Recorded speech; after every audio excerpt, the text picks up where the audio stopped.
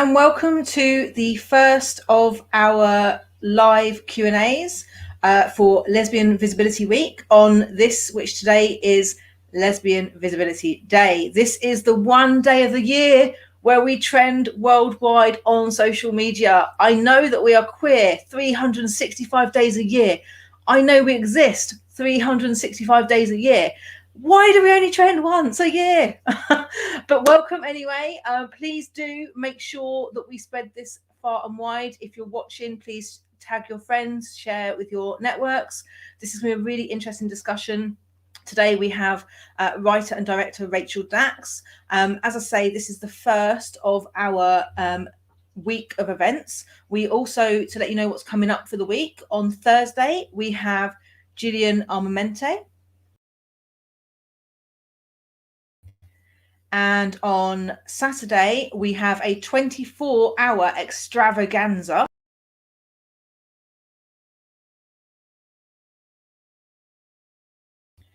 And then to top things off on Sunday, we have a live Q&A with Denise Marsa, who's releasing her musical story, The Pass, and that will be at 9 p.m. BST on Sunday.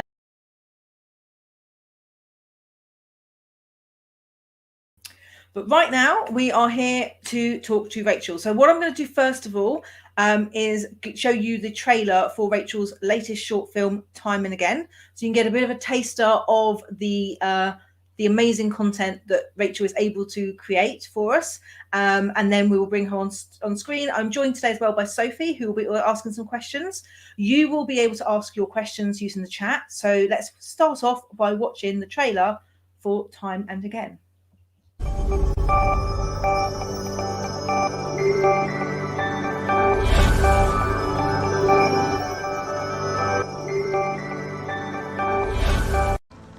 That must be your new neighbour, Mrs. Green.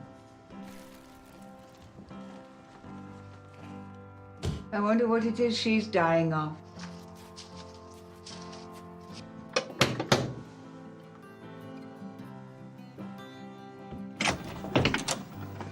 Hello, I'm your neighbour, Eleanor Musgrove. Eleanor? Oh my God. Elle, is that really you?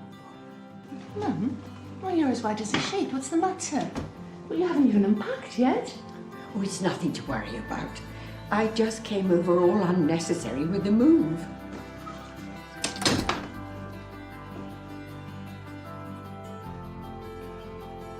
Well, what is it? I haven't forgotten. Hardly surprising, given that you practically murdered me.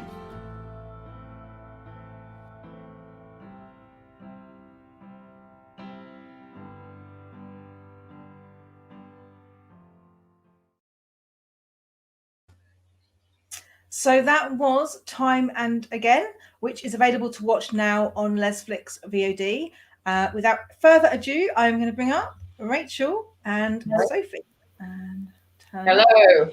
Hi. Hello. Welcome. Thank you for joining us today. I'm just going to change the view so we can. There we go. Excellent. Welcome, Rachel. Thank you so much for joining us. So let's start off by explaining to us how you got into filmmaking, because I think that's kind of, I guess, a good start to the journey. So what got you making films? Well, I never really planned on becoming a filmmaker. I started my career as a religious education teacher in secondary schools, and I got bored really, really quickly. And I started thinking about what I really wanted to do, which was actually act and write. So I did an array of acting courses, and then eventually I went back to university and did a second degree in drama, which was predominantly a theatre-based course, but I had the option of doing a couple of modules in film. And I took those modules and I fell in love with the medium. But I was actually 32 before I picked up a camera for the first time. I'd never even considered it. And then I just became absolutely obsessed with it from there on in. Excellent. Brilliant. That's really interesting. So it's never too late for anyone to pick up a camera and give it a go. Absolutely. And so before that, you've been a writer, and you're still a writer now. Yeah. With things like Time and Again, did you write that story as a book first and then decide to make it for film, or is your writing very separate in terms of what you write, what medium you write for? Until incredibly recently, they've been totally separate. I wrote the first draft of my novel, After the Night, that did extremely well, lesbian fiction novel, back in 2003, before I went back to university. I just wrote it after reading about 60 lesbian novels in a row, and decided that I could have a bash at it, and then I wrote one myself. And then over the years, the film passion grew. But what I seem to write about in novels is very different from what I'm doing on the screen. But in recent times, those two things have started to converge a bit more. So one of the things that I might end up doing with Time and Again is turning it into a novel. It was an original film idea first, but because the idea has grown and people have said that they want more, one of the ways in which I can provide more without trying to, I do want to make it as a feature film, but it's very, very difficult to get the money. So one of the ways I can get the story out there is to also write it as a novel. So that's kind of in the future as well. Great. Yeah, because obviously, like, your first short film was Planet Love. Yeah. How long does it take you, and is it speeding up the time between short films? Because obviously this is something, as you say, finance is a challenge. Yeah. Is it getting easier at the moment? Actually, Planet Love wasn't my very first short film. I made various short films at university that were all on YouTube, but my YouTube channel got shut down because for some reason I either made a mistake in what I tweeted. I made a gay boy film called A Delicate Love, and it did really, really well on YouTube. I'd already had thousands of hits for other things, but I put #gaysex on Twitter, and then I got an email from YouTube saying your account is permanently suspended because you violated our terms and conditions. And it didn't matter how much I begged to say, please just, can I just, take this one down? And they just wouldn't have it. I just kept getting the same email back. But my very first film was a lesbian film called Crush, but it was so studenty. It was on YouTube and it got about 1 million hits on YouTube. But once they cut my channel, when I put things up on Vimeo instead, I decided only to put my professional work. So on Vimeo, there's Caravan Sight, Planet Love, A Delicate Love, and Time and Again. But actually what happens to most filmmakers is when you're a student, you make quite a lot of films. They might not be very good, but you make quite a lot because all the equipment is free. You've got people at your disposal, and you're doing stuff for projects. So you make. But then the reality strikes when you finish those courses, because suddenly none of that equipment's there. People are working, and you have to start paying people, and it becomes more and more expensive. So the gaps in between have got bigger rather than shorter, which is sad for me because I'd love to be making a film a year, but it hasn't happened yet. But you never know; the tide might turn. I know all too well, but that's like I recently graduated, and it is devastating when you finish and you don't have that access that you once had. It must be frustrating, especially because what I've seen of what you've made is so fantastic, and I wish you could get all the funding so that you could create more. Thank you. I've been trying to get better, get my work out into the world. And I think I have gone on a really interesting journey as a filmmaker, and my content has got more sophisticated. But unfortunately, the more sophisticated you get with your filming, the more expensive it gets to make further films. So so in a way, if I was less ambitious, I could probably churn out a few more things. But I don't know. I don't want to go backwards either. So it's a very funny kind of situation I'm in, really. Maybe I will just make something on the cheap and cheerful if there's too much of a gap, but we'll see. I guess that's the challenge, isn't it? Because you want to make quality content, and that maybe is why there's so many short lesbian films, because they're easier to fund, easier to make. But obviously, if you've got in you a long story, that's what you want to put out there as well. And I guess that's the challenge. It'd be really interesting to hear from the audience, do people want short films, mid-length films, long films? Because obviously, features, I guess, are the more marketable traditional format, but short films seem to be easier to get made, but then it leaves you wanting more, which means you're just kind of stuck in this like turmoil of like, give me more content. So yeah, let's hear what people say. Yeah, it depends what you mean by short film as well, because my short films now, I couldn't make a film on less than £15,000. When I first started, I could make a film on 50 quid. So but that's the difference, because I have to pay people now. And even if you pay people the minimum wage and you bring some people on as trainees, if you're filming for 3 or 4 days and you're feeding everybody, that's your money. You don't actually spend it on the film. You spend it on not getting sued because you're not paying people properly. And once you've got a company, you've got to pay people properly. You know, if you don't have a company, you can kind of just do things. Oh, come on, show up and we'll just have a little laugh. But once you're doing stuff with a company and you're trying to be professional, you can't get people doing things for free. You know, you might have 1 or 2 mates who come and do stuff, but actually the people who are doing the roles, they have to be paid. And that's actually where the money goes. It doesn't go on film, it goes on the staff. Yeah.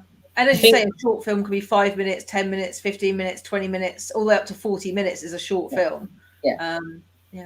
I think a lot of people don't realize the amount of hours that go into even creating a 5-minute feature, because I mean, we had to do a 12-minute documentary for uni for our dissertation, and that took like 6-7 days of filming, and that wasn't even, I mean, the filming was cut short because of COVID.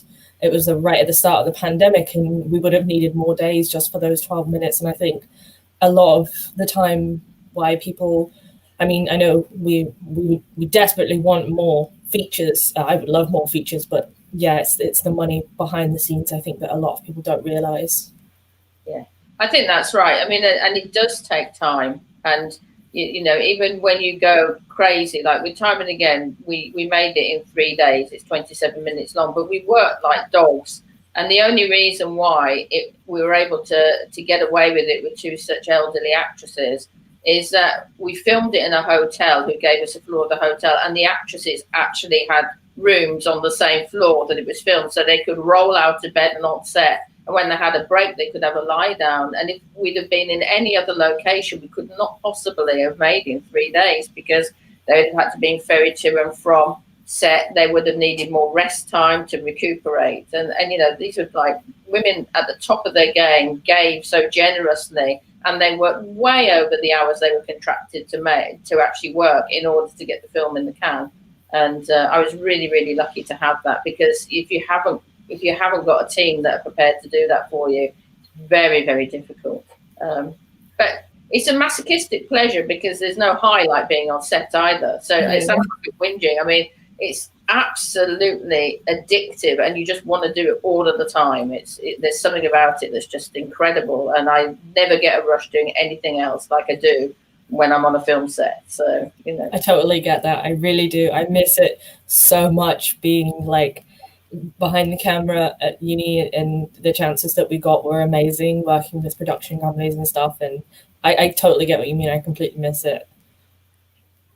Yeah. So it's interesting, because I always do hear from kind of smaller independent productions that it's the team that makes it, and having a group of people. But so tell us, how did you get the cast you got? Because Time and Again, as you say, you've got like, I mean, you look at them and they're like household, like UK British actors that you just look at and go, oh my God, like television royalty. You know, what was that like for you? Was that the plan from the start, or? No, it wasn't the plan at all. I wrote Time and Again thinking that I'd work with unknown actresses. I've always worked with not unknown, but they're known in South Wales on the film circuit generally.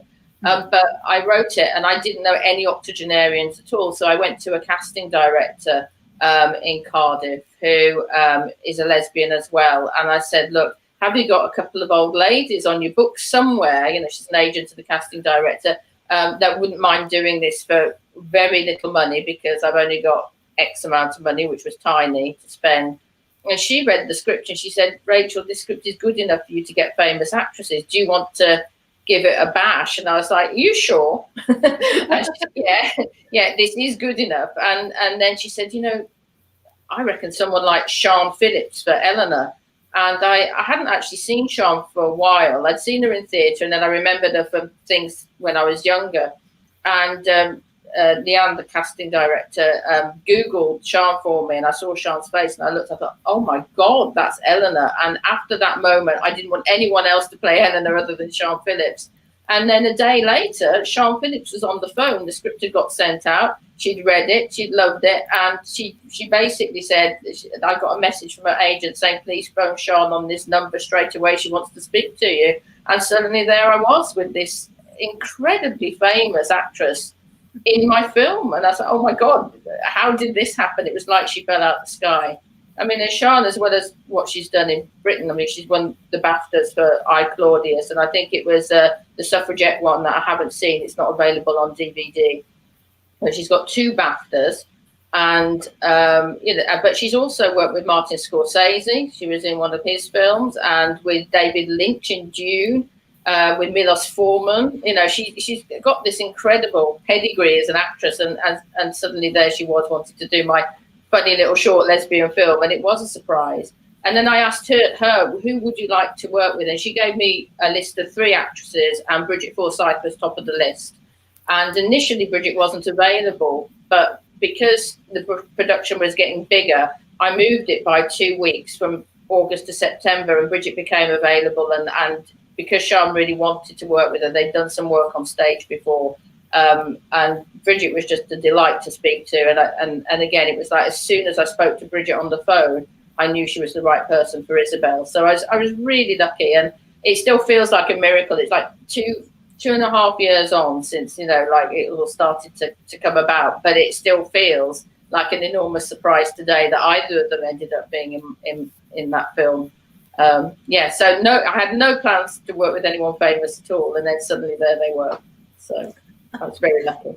So recommend casting directors because they can perform miracles and really kind of help. And I guess it's also about championing you, because I guess it's easy for us as women sometimes to not realize what we're capable of. And so having someone who can say to you, Rachel, this is up another level, let's, to help elevate you is, and look what you've done. But as you say, 2.5 years ago. So to give people an idea of how long it takes to even get a short film through. I mean, part of this, though, is because you've had such a successful festival run.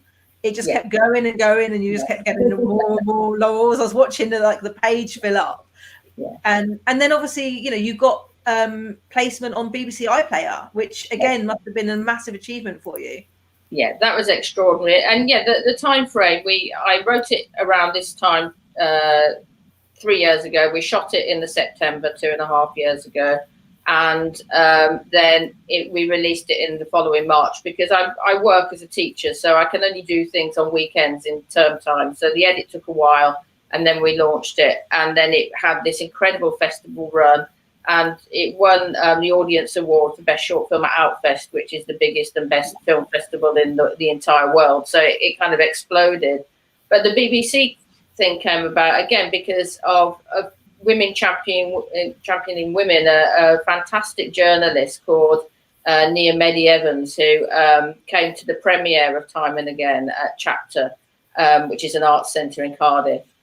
She decided that she wanted to do something within the BBC Wales, in a kind of LGBT society. So she decided that she wanted to screen that, and by putting that on and getting a really well-known entertainment journalist to do the Q&A, she invited people from all across the BBC, whether or not they were LGBT, including the commissioners for BBC Wales, and they saw the film at that LGBT event, and they came up to me straight after the event and said, we really, really want this film. But if Nia hadn't, invested that time and energy in me and said, let's put this on to celebrate LGBT pride and Pride Cymru within the BBC, that never would have happened. And I had a year run and 2 screenings on BBC Two at 9 o'clock. So, that was huge for me. And then when it finished its run, it came to Lesflicks, which I'm really, really excited about, because it is now reaching a worldwide audience in a different way, because, of course, not everybody can get to festivals. So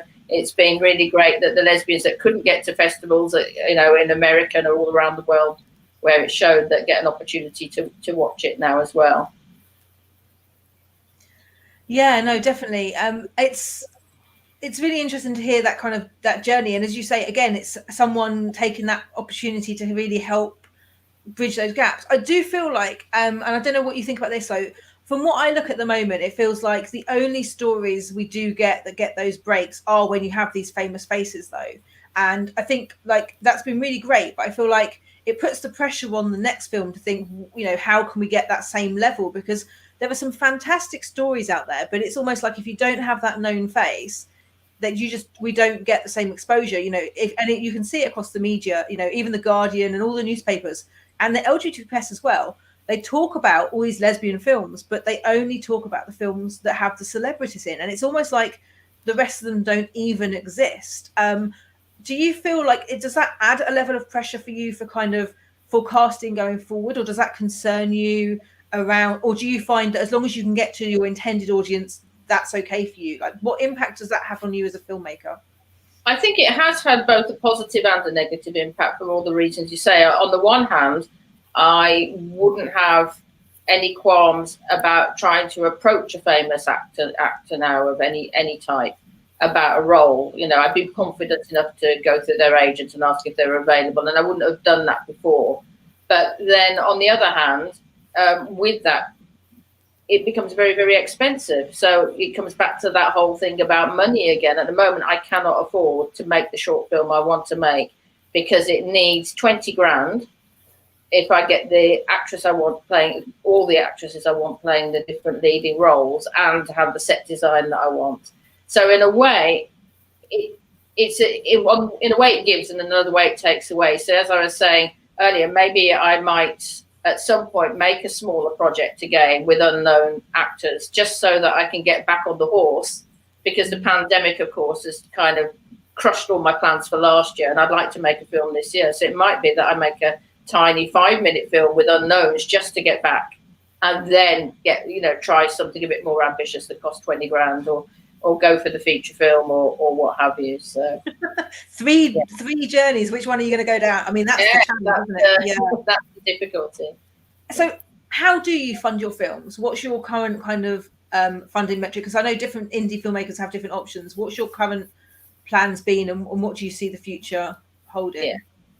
Every film has been different. So when I started off, because I teach, I don't teach full time, but I've always taught like maybe 3 or 4 days a week. So I've had enough money when I first started off to just save up. If it's like 500 quid or 1,000 quid, it's not actually that hard to save that kind of money on the teacher's salary. But as it got more expensive, then my partner started to have to be a bit more generous than she would have liked to have been. And then it got to the point with when I made the gay boy film that I mentioned earlier, A Delicate Love, I needed 7 grand to make that because of what I wanted to do with it, because I had to hire a shop in order to film the film. And I did a Kickstarter campaign for that. And actually it was successful, and people were so generous, and people from all over the world contributed. But what was really interesting about that for me as a lesbian is I thought it would be the gay men that I knew, all my gay friends from back when I was in London on the scene as a youngster, that all those people that would donate, and hardly any of them did. And actually it was lesbians across the world who just wanted to support me as a filmmaker that made that film happen. And I was so lucky. I mean, one woman in Hawaii, who I don't even know what she looks like because she has just the Hawaii flag as her Facebook profile, she sent me $200. And no, just she was so kind, and so that one was made by Kickstarter. And then when it got to time and again, I had a bit of savings, and my partner had a bit of savings again, so she was very generous. At some point, I'm going to have to, like buy us another house or something later on down the line. If I ever make any money, I'm going to have to come up with some kind of giant gesture to make up for the fact that she spent all of her money on me as well. But it escalated because obviously as soon as Siân and Brigit came on board, I had to make sure that I upped my game a bit with what I was doing and how I was doing it. So then I did a kind of just a basic Facebook begging campaign. I didn't have time or energy for Kickstarter because it takes a huge amount of energy to do it. So I just begged on social media, and again loads of people were really, really generous.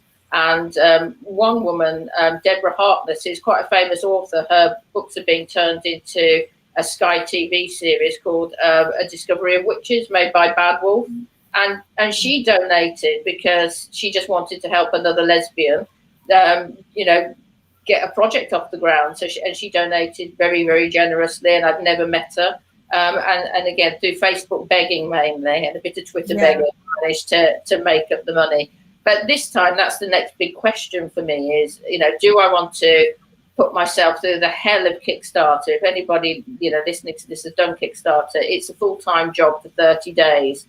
And it's brilliant, but you get up in the morning, you start, and it doesn't stop until you go to bed at night for 30 days. It's like a massive undertaking, and you have to beg, basically. You have to ask everybody you've ever met for money directly. It doesn't work if you just post on Facebook. You have to actually ask everybody you've ever met individually for money, and some of them tell you to F off. I was going to say the full word there, but I wasn't sure whether. To give you some context, so I've been working with someone recently, and we're looking at how to invest and how to fund lesbian films going forward. Because, as you say, Kickstarter crowdfunding, 22.4% of lesbian crowdfunders that were looked into were successful in lesbian film. Yeah. So well done. It's not a long-term option. It's absolutely not. And we're looking at what we can do to change that. And we've got a few models in mind about how we can start maybe creating some kind of alternative option, because you're right. As a filmmaker, you don't want to spend 30 days, pouring your heart and soul out and begging, borrowing and stealing. You want to make your film. But we realize there's no vehicles out there for people who want to fund these to actually find them. And so unless you're looking on Kickstarter or crowdfunder for these, or you happen to come across a social media post, and we all know it's becoming much harder to be visible on social media. It's much more invisible. So we want to look at, there must be a better way to connect people who, have got some money spare and want to, into a way that's more sustainable. So we're looking at what we can do, because I do think, there's got to be a better way than there is right there. But just quickly, as a reminder for everyone who's watching, we're discussing time and again. Please do ask questions in the chat, and we will ask them shortly of Rachel. So if you've got any burning questions about filmmaking, lesbian representation on screen, lesbian visibility, and specifically time and again, then do ask those questions. We do have one already from Molly, which I will just ask now. Are you more of an Eleanor or of an Isabel? Oh, I'm definitely Eleanor. Eleanor is 50% me and 50% fantasy. Isabel bears no relationship to me whatsoever. And I'm definitely Eleanor all the way. And I think that's an interesting question, because as a writer, whether you're writing a novel or writing a film, there's always one character that is about 50% you plus imagination, really. So, yeah, definitely an Eleanor. Thank you. Thank you for knowing there's a difference. Also, that makes me sorry, Naomi. That makes me wonder, how did you come up with the story for Time and Again? What was the inspiration? I watched some really fantastic films. One of them called Marguerite that got nominated for an Oscar. Really beautiful, beautiful film. And another feature film with Piper Laurie in it, and they were. What's the name of the film with Piper Laurie in it? It's really good, isn't it?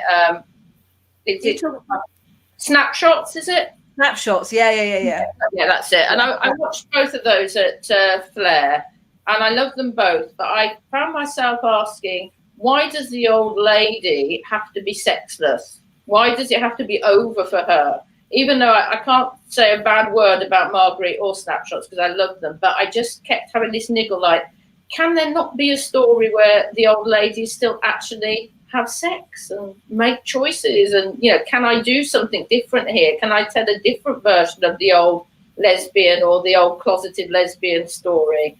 So that was kind of muddling around in my mind. And then at the time I was working at a university quite far from where I live, and I was doing a lot of traveling. And one night on the train on the way home, I suddenly just started writing it, and it came to me. And within 24 hours, I had a full rough draft, and it just kind of literally just whoop, onto the page.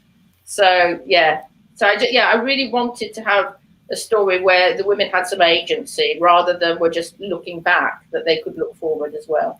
Yeah, I think it's definitely a stereotype as to when you get older, you become the kind of old couple that just lay in bed and read newspapers and drink tea and like, you know, I'm assuming like no matter what age you are, like you can still have a sex drive. And Absolutely. it's just, you know, it's just good to, you know, see that on screen. It's, you know, real people. That's what it felt like.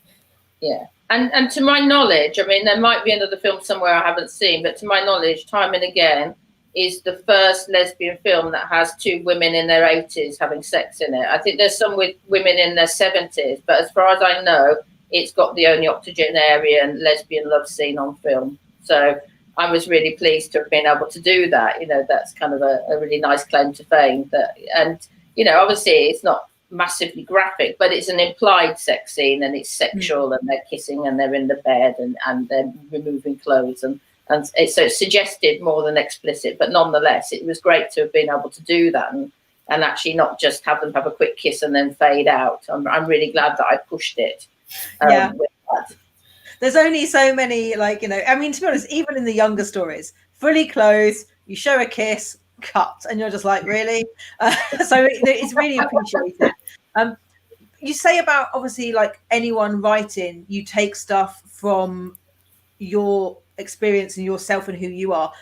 That leads on a lot around the whole conversation we have about authenticity in writing, which I think, again, is where we get so much better stories from these indie films that aren't on the mainstream platforms, because actually you get those, you know, you are able to bring authenticity into things. And I think we don't get that from the mainstream. So thank you very much for kind of bringing that authenticity to life, because I think when I get feedback from people who watch films, it's always the indie authentic written by lesbian for lesbian that people connect with. And it does make absolute sense.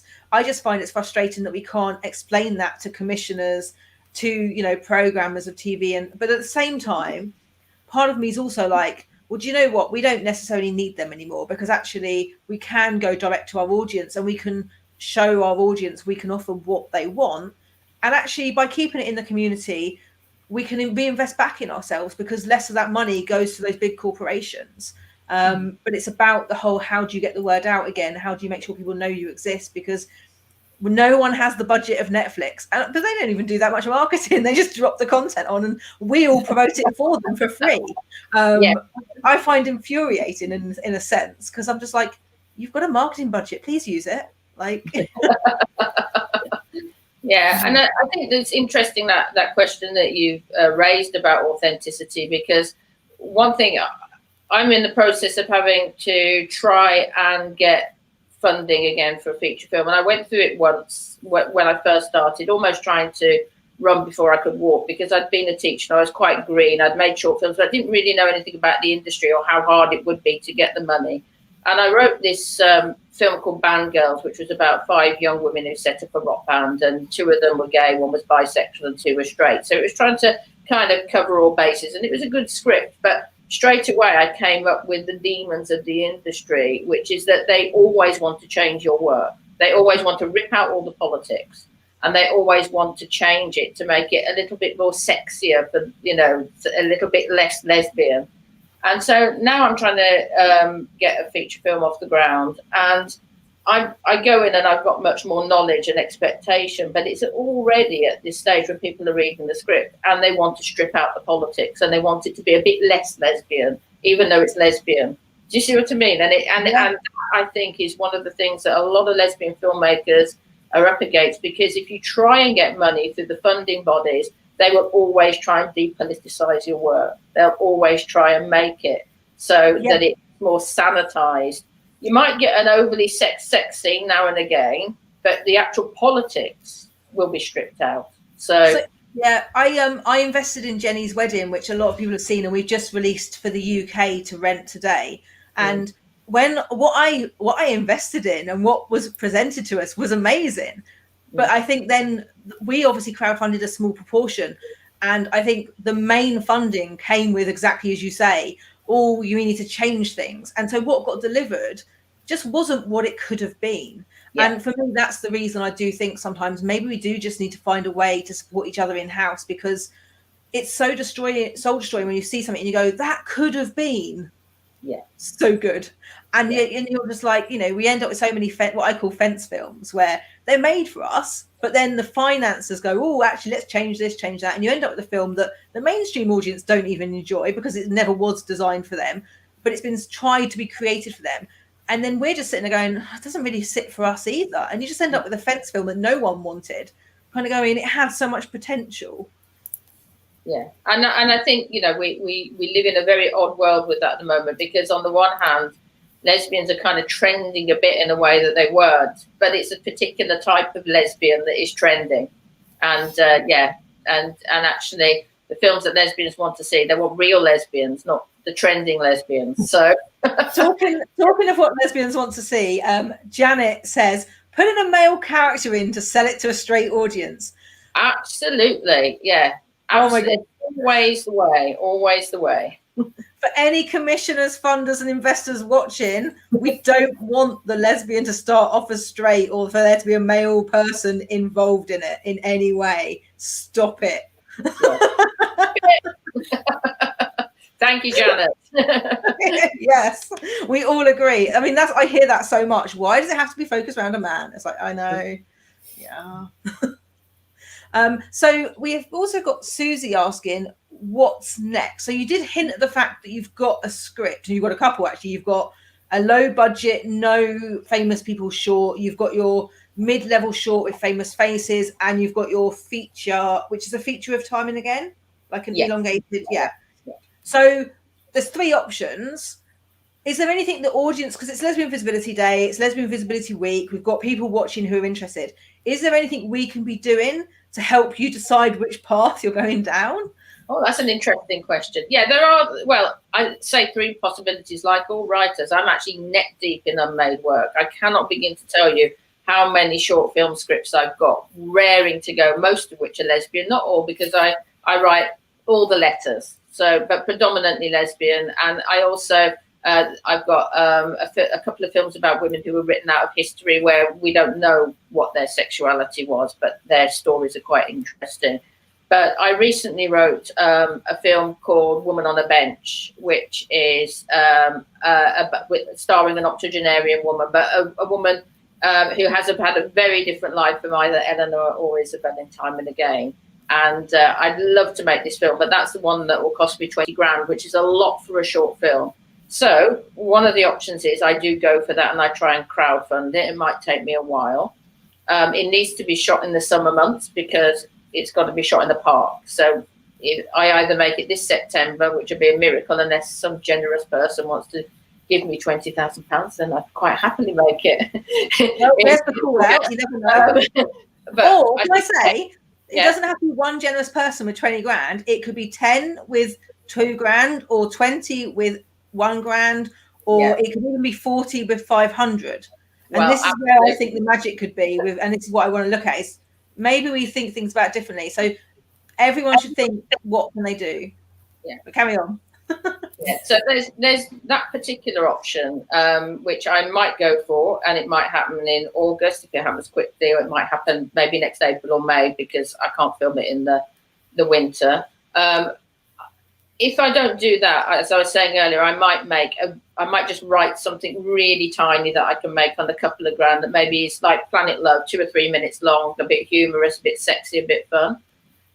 With Time and Again, something quite weird happened with that, because I had no intention of writing a feature version of it. But when I went around festivals, people kept saying, please write a bigger version of this. So I wrote a sequel to it, and I'd hoped that maybe I might have made the sequel sort of around this time this year. But the pandemic just meant everything went ugh. And I went ugh, like everybody did. I didn't know what I was doing.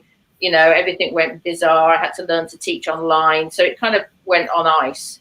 Now, the gap between the first part and the sequel now is actually too big, because if I were to get it financed and go into production, even say in the winter, it wouldn't work. So what I've been doing over the last few weeks actually is trying to meld the 2 scripts together and actually start again and have one big long film, which I'm now calling Time After Time.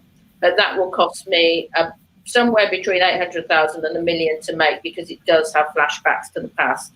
So again, it's about, can I actually then get funders? Can I get Netflix or the BFI or whoever to give me money? But if that goes on, what will happen? I'll have to go through that journey we were talking about earlier, where I go through panel after panel after panel, and whether that long time after time and again, now called Time After Time, will look anything like the script that I've been working on over the last few weeks, I have no idea. And it could be another 2 years before it gets made, which might mean that it gets made with different actors. So who knows? That the feature film thing is so weird, and I can only be honest about that. You know, I have absolutely no control over it because I'm not a millionaire. So it may happen, and it may be it becomes like cousin of Time and Again by going through that process. So again, and when it goes back to authenticity, I'm always in this sort of situation. Well, should I just stick with shorts because I can make those shorts and they can be mine? They can, you know, they can be Rachel films, not Rachel's film bastardized by 12 funding panels. So we'll see. We have a really good question, actually. Someone's asked, do you ever think of making a TV series? Well, again, you know, that might happen, but not necessarily with Time and Again. I am just about this summer to release the final book of my trilogy about Pope Joan. For those of you who don't know who Pope Joan was, she's actually a contested figure. There was a female pope between the year 853 and 855. And how she became discovered as being a female, she was made pope, everyone thought she was a man, and then she gave birth in the street.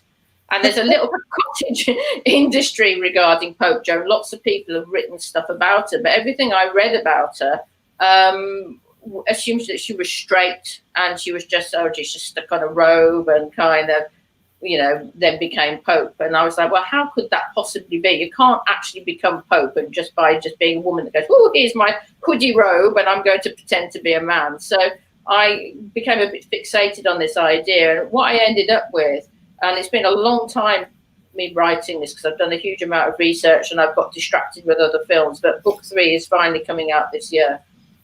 Is I ended up with a genderqueer character, although when I started writing it, I didn't even know the term genderqueer existed. I just had this sense that there was this gender non-conforming girl who took a particular journey and she would now be defined as genderqueer in modern terms. So, but coming back to the question, I would like to see, once that's out, whether there's any room for that to become a TV series, because that could be multi-episodic. It could be 3 series of 10 episodes, possibly 12 episodes each. But again, that's a journey. I think probably once the book's finally out, because I could go on and on about the saga surrounding the final book, then that will be the time to look at that in the context of what else I'm doing and say, well, do I now put my energies into turning this into a TV series and going in that direction? There's never been a better time to do TV as a filmmaker because there's not so much disparity now between the two mediums. When I qualified with my MA in 2011, people who did MA in film wouldn't even consider doing TV, but we've had the rise of high-end TV since then. And now there's no shame in a film director wanting to make high-end TV. No filmmaker would ever come out about wanting to direct Coronation Street, but lots of them would say, "Oh yes, as long as it was like Game of Thrones, I'll go for it." So yes, maybe a TV series, and that would be the obvious one to go for. But that will be a very, very long journey, and it'll be interesting to see if it happens. But it would lend itself to something like a Netflix series, definitely. Yeah, but the other challenge with TV, which I think people don't necessarily understand or realise as well, is that's actually probably it's harder to get funding for TV than it is for film. So you have to get your script commissioned, and I'm hearing from screenwriters who have got amazing. There are lots of really good lesbian series being written, and they're going to these commissioning people, and they're being told, "Oh, but we already have a lesbian story on TV right now." And so, although there are more than one lesbian in the world, and we also have friends, it seems like we can only have one story live at any one time on a mainstream channel. And also it's a standalone lesbian. They can never actually be living a lesbian life with actual friends who are also lesbians. So TV sounds like a great option, but there's actually some really tough barriers. And what we're finding in the States is the good directors, as you say, they're becoming TV directors because it's now a much better industry to go into. The quality's great, but they're not directing queer stories. They're directing the mainstream stuff because, again, they have to have a salary. They have to make a living. And even though they're working in that industry now, they're not even managing to make that many changes in the industry. So it's quite challenging, I think, across the board, until we change those commissioners' minds. And we're hearing of things. I heard today, there's no slot available for a particular show, and I'm like, but I'm seeing stuff that goes straight to Channel 4 on demand or ITV Player and BBC Player. So you don't need a slot. You've got a digital platform that means you can put anything on. So again, it just feels like there's still excuses being made at the moment for why they can't say yes to a script or a story, which is just a bit soul destroying, really, because we exist and we're here, and we want our stories to be shown. The mainstream just doesn't seem to want to show them unless we're in prison or we're a serial killer or we're attacking someone. I think, that's mainly it. Or if it is, it's historical drama like Gentleman Jack. Yeah, which is fantastic. So again, prison has always been a place where one could find lesbians. I mean, some of you will remember Bad Girls. You know, before that there was Prisoner Cell Block H. Yeah. Oh yes. But it's because of those historical stories that those TV series are getting made. And again, they're not targeting it as us as an audience. We just happen to be an audience. Yeah. And that's a real shame. Someone has said, I can't see who it is because they're obviously in a Facebook group. They like the sound of Pope Joan. It has to be made. So I don't know is that a fourth option now? Well, I mean, it's stacking up, isn't it? But yeah, I mean, I'd love to make it. But the main thing is I actually get the damn final book out this summer as planned, because honestly, I can't begin to tell you all the delays and distractions, and quite often because I've ended up making another film. So, you know, I've been on the edit of the final part of Pope Joan for 5 years. Much to the dismay of the people who've read the first two books. Who like, when are you going to release it? I'm like, well, it takes me about 3 months to do a draft, and and then suddenly I'll get an opportunity to do a film or something really exciting, and it's like, oh no, term started again. That 3 months that I put aside to do that draft has gone, and I'll be lucky if I get to do an hour a week on it. So, but it is nearly there now. So this year will be the year that Joan 3 comes out, and then who knows what might come of that. It would be lovely to make it. Really. So this is book year this year, no film, just a book. Oh no, I'm going to make a film too. I have to make a film. I'll die if I don't make a film. But the film won't get released this year. No, I'll make a film this year. It'll probably get released. If I make something, it'll be August or September, and the likelihood is the earliest it would be released would be January, because you have to do the edit, and it takes a long time to go through the editing process. So. And would you go through the film festival route again, or is your priority the audience, or because obviously that's the challenge as well as a filmmaker, is the route your film takes? Yeah, I would go through the film festival route again for two reasons. One, because it helps me as a filmmaker. The more laurels you get, the more interest you get, and the more chance you get of getting funding from more mainstream sources who have money. But also, there's nothing more exciting than showing your work as a filmmaker in front of a live audience. And I have to say this, going to America, I've done it twice, once in New York with A Delicate Love, and then once with Time and Again in LA, in the Chinese theatre complex, which was just extraordinary. American audiences are the best audiences to show films in front of, because we Brits tend to just have a little chuckle, whereas American audiences are like howling with laughter, and then they come up to you afterwards and they sort of hug you and kiss you, and they're so effusive. And as a filmmaker, hearing the audience have such a huge visceral response to your work, it's absolutely extraordinary. So it's lovely in Britain doing it, but following a film, especially to America, is just wonderful. So definitely the circuit first. Yeah. I'd love to do that again.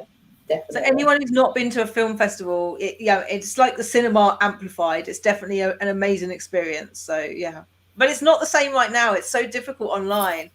It's just And yeah, it is difficult online, but thankfully, we have it. Can you imagine having gone through this pandemic without all of this to help us? If it had been 20 years ago, how would any of us cope? With being locked down for months on end. I wouldn't have been able to teach at all. I've managed to continue working. We've managed to watch stuff and have all this entertainment. Can you imagine what it'd be like if it was like 4 channels and that was it? All that crap. Someone has congratulated you on Outfest, so they've been watching since the beginning, so good. Susie says Play in the Field was a good series and the lesbian storyline from it could be expanded. Football fan lesbians would be thrilled. I never saw Play in the Field, but I understand that I think Brigit was in that as the wife of the manager or something. So I think Richard Forsyth was in that one, but I never saw it. It was at the time when I was in London and I was out on the gay scene constantly, and I didn't watch television at all because I was too busy drinking and smoking. My God. And yes, being a wild young person. Excellent. So obviously we've touched on it a little bit around what people can do, but I guess, do you find, what do you think kind of going forward, do you think that it's going to be easier or harder as we get more of these kind of big mainstream platforms? Like, we've got HBO Max, Netflix, there's so many platforms now.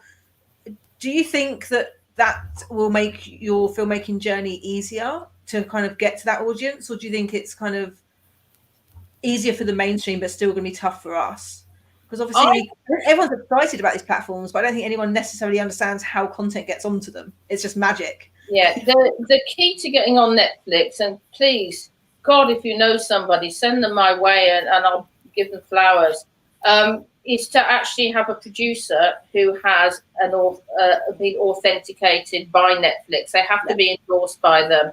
You cannot get onto Netflix any other way, or an agent who has been endorsed by Netflix. But I have been trying to find a producer who's a lesbian, because I want to work with a lesbian producer, not with somebody really that, again, because otherwise you get into difficulties about your work being, not authentic to something else. So I've been looking for a lesbian producer with a Netflix endorsement, because actually Netflix, I think, is the answer for getting a lot of films made. And until Lesflicks takes off and becomes, ruler of the empire, we need Netflix. So, but you cannot even send them a script without endorsed producer or an agent to do it for you. So, and that's the hurdle, and actually finding anybody, because I think people who are endorsed by Netflix, they must keep, have their cards very close to their chest and don't tell anybody. I've been endorsed. So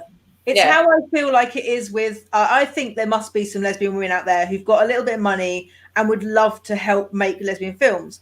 But I feel like it's exactly the same thing. You're a rarity, and therefore there's no way you can go, hi, I'm looking for a lesbian story, because you will get mobbed. And this, I think, is one of the barriers. It's like there's so much secrecy in the industry. So I'd love to see how Lesflicks can almost like quietly collect the interest from people who've got some money and want to invest, and then connect them behind the scenes with projects they're interested in without them having to go out into the world and go, hello, this is me. Because I feel like that's why people aren't putting their hands up, is because there is no vehicle for you. And it's the same reason you don't know who is a sales agent who can get you into Netflix, because there's probably only 25 of them, and they know the moment they go, it's me, they're going to literally be mobbed. So that's the sort of thing where I think it can be quite useful, because you can create that kind of confidential route through where you can kind of say, what are you looking for?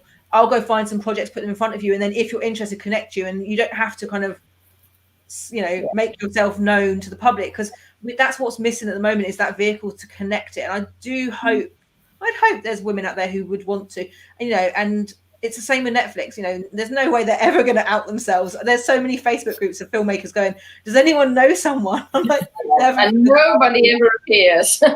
But you're quite right, Naomi. That is the model we need, and hats off to you that you're going to try and do that, because I really do believe that will be the way forward for lots of us, to, having that other network to connect through that's private enough so that people aren't bombarding one person who perhaps has £100,000 they want to invest, because they want to invest it wisely, don't they? They want to get some return.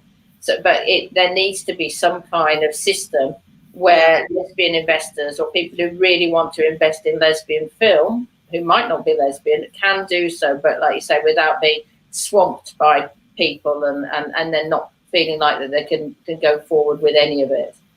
Yeah.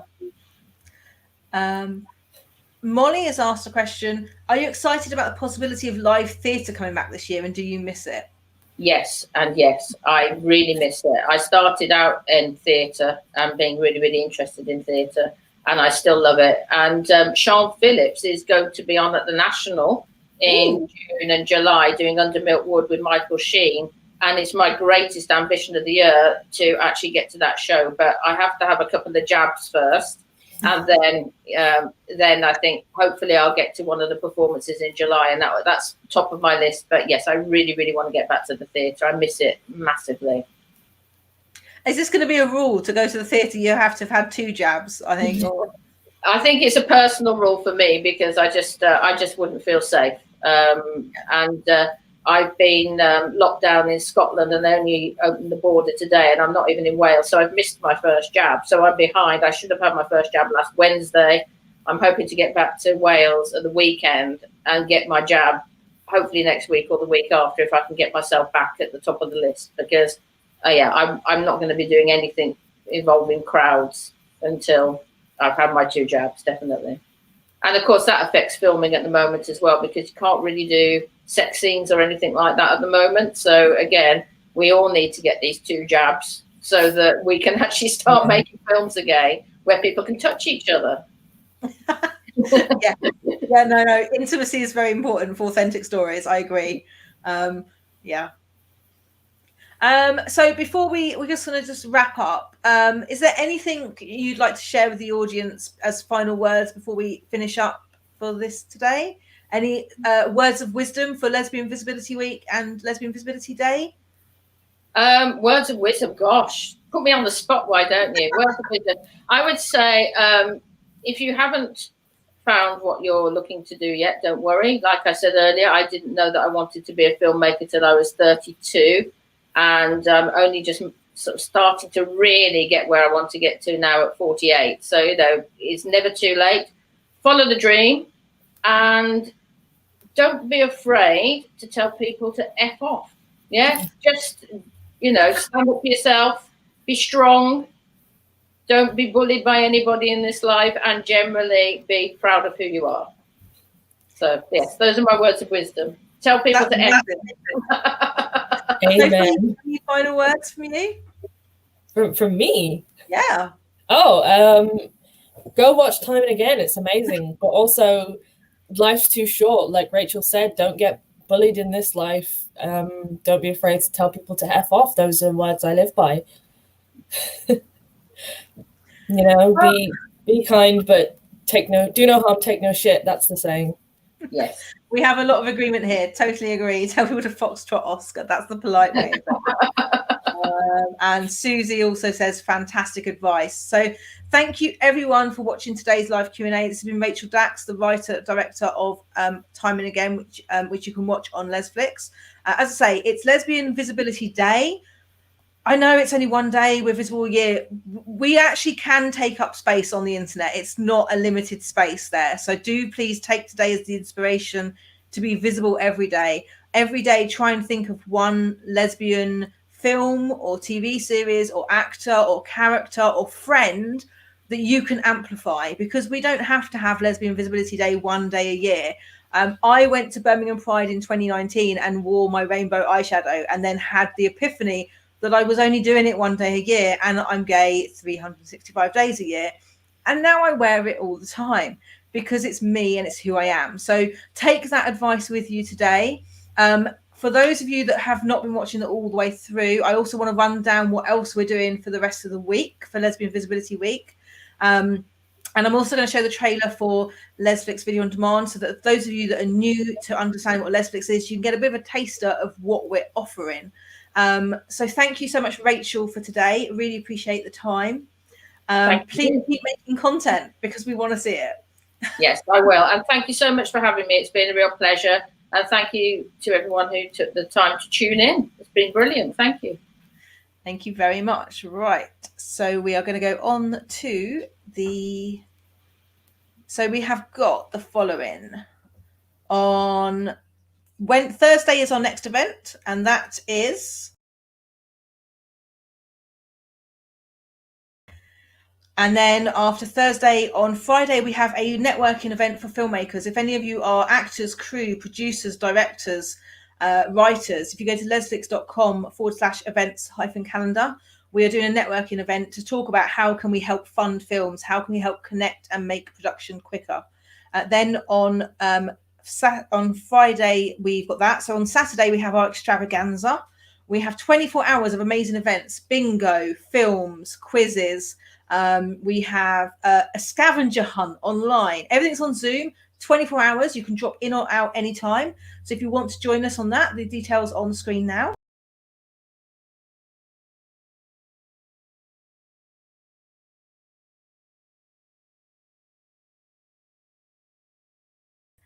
And then we finish off closing down this year's Lesbian Visibility Week, but not closing down our lives. We won't live forever. But Denise Mars is releasing her musical story, her live show she recorded at the end of last year called The Pass. And we'll be doing a live Q&A with Denise on Sunday night to finish off what will be an extravagant week of lots of events.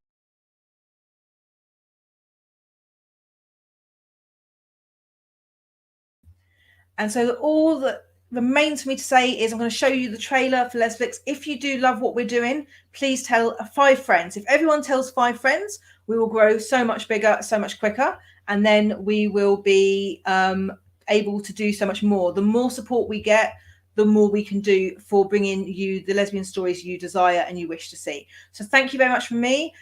This is it for tonight. Enjoy the trailer. Share this feed with your friends so they can find out more about Rachel and what she's been doing and about Lesflicks. Happy Lesbian Visibility Day, everyone. Thank you.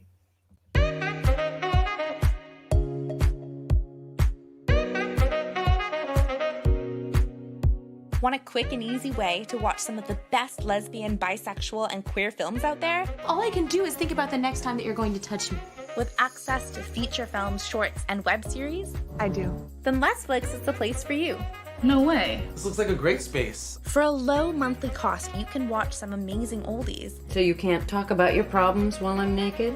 It is a distraction. Somebody's having a bad day. And catch some great new content, all while supporting the artists directly. I am utterly speechless. After all, who doesn't love women loving women? Soy enamorada. Start your free trial today and enter a world made for you. Come on. You know you want to. Thank you very much, and we will see you next time. For now, that's everything. Goodbye.